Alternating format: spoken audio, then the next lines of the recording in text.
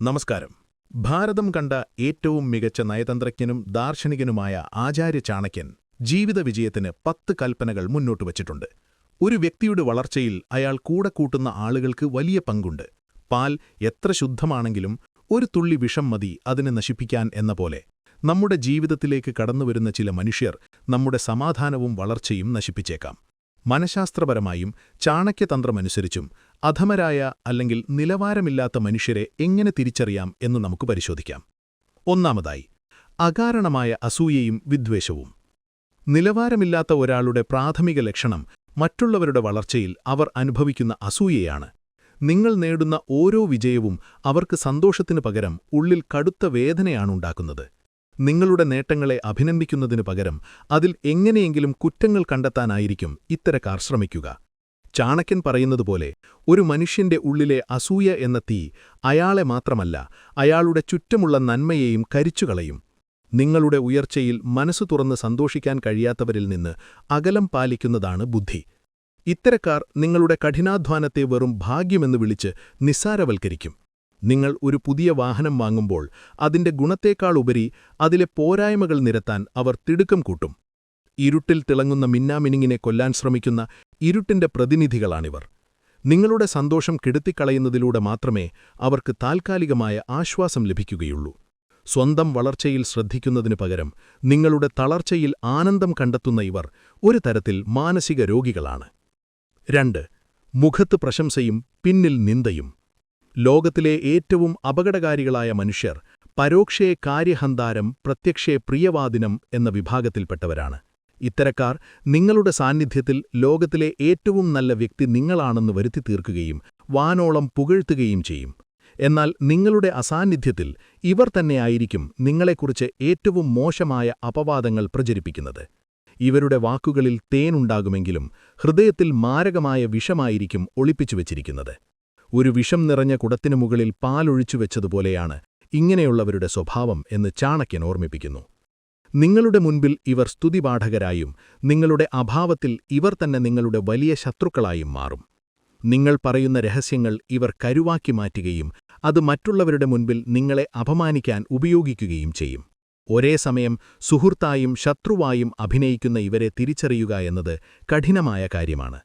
പാമ്പിന്റെ പത്തിയിൽ തലോടുന്നതുപോലെ അപകടകരമാണ് ഇത്തരം ഇരട്ടമുഖമുള്ളവരോടുള്ള ചങ്ങാത്തം.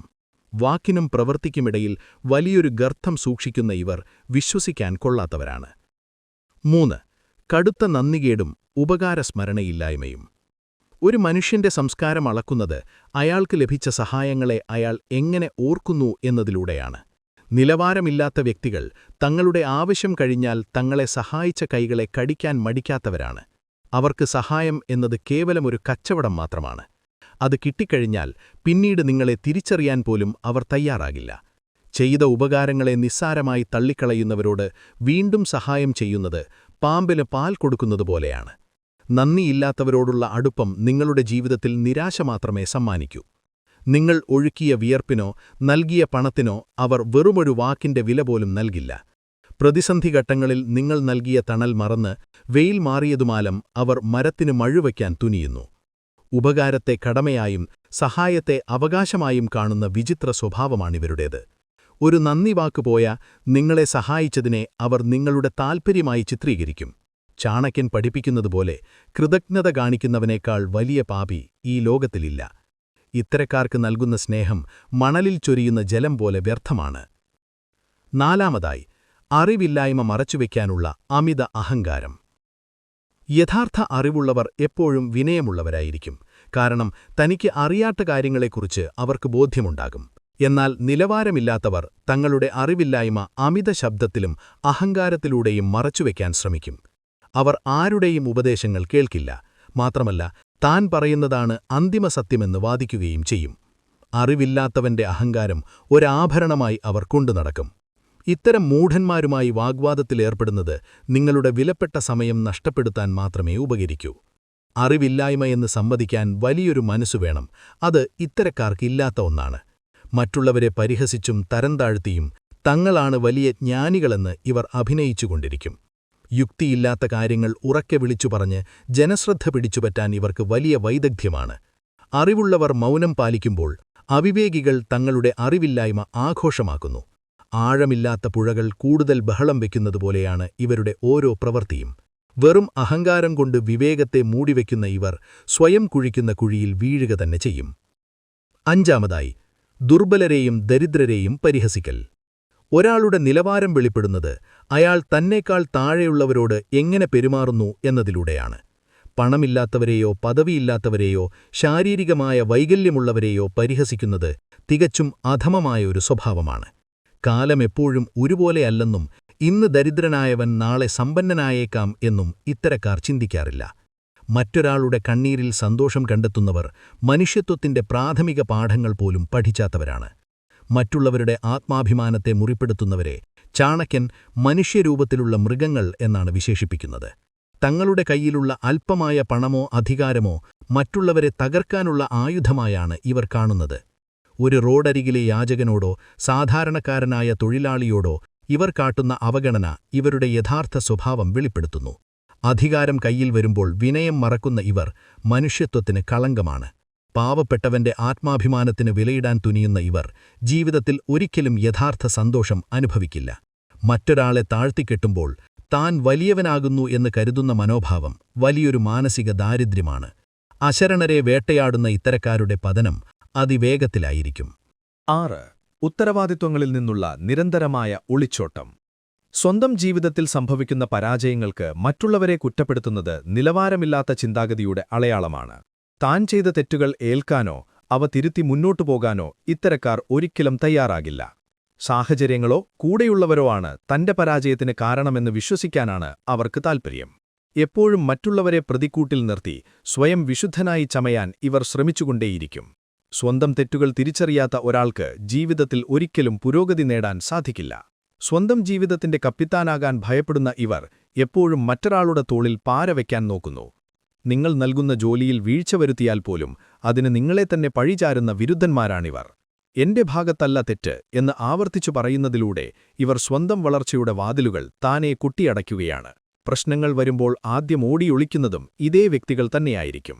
ഉത്തരവാദിത്തം ഏറ്റെടുക്കാൻ ധൈര്യമില്ലാത്തവർ ജീവിതത്തിൽ ഒരിക്കലും നായകന്മാരാകില്ല.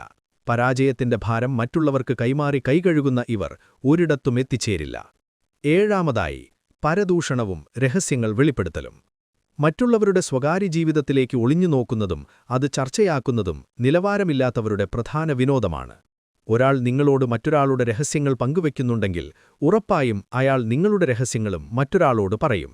വാക്കുകൾ സൂക്ഷിച്ചുപയോഗിക്കാത്തവരും മറ്റുള്ളവരുടെ അന്തസ്സ് നശിപ്പിക്കാൻ ശ്രമിക്കുന്നവരും സമൂഹത്തിന് വിപത്താണ്. വിശ്വസിച്ചെരുത്തിക്കുന്ന കാര്യങ്ങൾ സംരക്ഷിക്കാൻ കഴിയാത്തവർ ആത്മമിത്രങ്ങളാകാൻ ഒട്ടും യോഗ്യരല്ല. പരദൂഷണം പറയുന്ന നാവുകൾ സമൂഹത്തിൽ വിഭാഗീയതയും കലഹവും മാത്രമേ സൃഷ്ടിക്കൂ. മറ്റൊരാളുടെ വീട്ടിന് തീപിടിക്കുമ്പോൾ അതിൽ ചായ തിളപ്പിക്കാൻ നോക്കുന്ന ക്രൂരതയാണിവരുടേത്. ഒരു ചെറിയ സംസാരത്തെ പർവ്വതീകരിച്ച് ഒരു കുടുംബത്തെ തകർക്കാൻ പോലും ഇവർക്ക് യാതൊരു മടിയുമുണ്ടാകില്ല.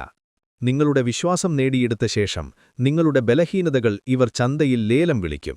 സത്യത്തേക്കാളുപരി അസത്യങ്ങൾ പ്രചരിപ്പിക്കുന്നതിലാണ് ഇവർക്ക് കൂടുതൽ താൽപ്പര്യം.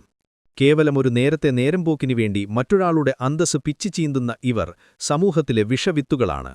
രഹസ്യങ്ങൾ സൂക്ഷിക്കാൻ കഴിയാത്ത നാവിനെ ചാണക്യൻ ഒരു മൂർച്ചയുള്ള വാളിനോടാണ് ഉപമിക്കുന്നത്. 8. അനാവശ്യമായ ദേഷ്യവും പ്രകോപനവും. സ്വന്തം വികാരങ്ങളെ നിയന്ത്രിക്കാൻ കഴിയാത്തവർ ഒരിക്കലും ഒരു നല്ല വ്യക്തിത്വത്തിന്റെ ഉടമകളല്ല. നിസ്സാര കാര്യങ്ങൾക്ക് തട്ടിക്കയറുന്നതും മറ്റുള്ളവരുടെ മുന്നിൽ അപമര്യാദയായി പെരുമാറുന്നതും ഇത്തരക്കാരുടെ ശൈലിയാണ്. ബുദ്ധിമാന്മാരായ ആളുകൾ പ്രതിസന്ധികളിൽ ശാന്തത പാലിക്കുമ്പോൾ അധമർ അനാവശ്യമായി ബഹളം വെച്ച് അന്തരീക്ഷം വഷളാക്കുന്നു. ദേഷ്യം ഒരു മനുഷ്യന്റെ വിവേകത്തെ നശിപ്പിക്കുമെന്നും ആ നിമിഷം അവർ ചെയ്യുന്ന കാര്യങ്ങൾ പിന്നീട് വലിയ നാശത്തിനു കാരണമാകുമെന്നും ചാണക്യൻ പറയുന്നു. ഇത്തരം മുൻകോപികളുമായുള്ള സഹവാസം നിങ്ങളെയും അശാന്തിയിലേക്ക് നയിക്കും. യുക്തിക്ക് നിരക്കാത്ത കാര്യങ്ങൾക്കു വേണ്ടി മുറവിളി കൂട്ടുകയും അക്രമത്തിലേക്ക് തിരിയുകയും ചെയ്യുന്നവരാണിവർ. ഒരു ചെറിയ അഭിപ്രായ വ്യത്യാസം പോലും വലിയൊരു യുദ്ധമാക്കി മാറ്റാൻ ഇവർക്ക് കഴിയും. ശാന്തമായ സംസാരമെന്താണെന്നിവർക്കറിയില്ല. ശബ്ദത്തിലൂടെ മാത്രമേ ആശയവിനിമയം നടത്താൻ കഴിയൂവെന്ന് ഇവർ വിശ്വസിക്കുന്നു. സ്വന്തം വീഴ്ചകൾ മറച്ചുപിടിക്കാൻ ദേഷ്യത്തെ ഒരാവരണമായി ഇവർ ഉപയോഗിക്കുന്നു. സ്ഫോടനത്തിന് കാത്തുനിൽക്കുന്ന മന്തുകുപ്പികൾ പോലെയാണ് ഇവരോടുള്ള സൗഹൃദം. നിയന്ത്രണമില്ലാത്ത ദേഷ്യം സ്വന്തം നാശത്തിലേക്കുള്ള എളുപ്പവഴിയാണെന്ന് ഇവർ തിരിച്ചറിയുന്നില്ല. 9. അത്യാഗ്രഹവും സ്വാർത്ഥതയും. തന്റെ ലാഭത്തിനുവേണ്ടി ആരെയും ചതിക്കാൻ മടിക്കാത്ത ചിന്താഗതിയാണ് നിലവാരമില്ലാത്തവരുടെ 9ാമത്തെ ലക്ഷണം.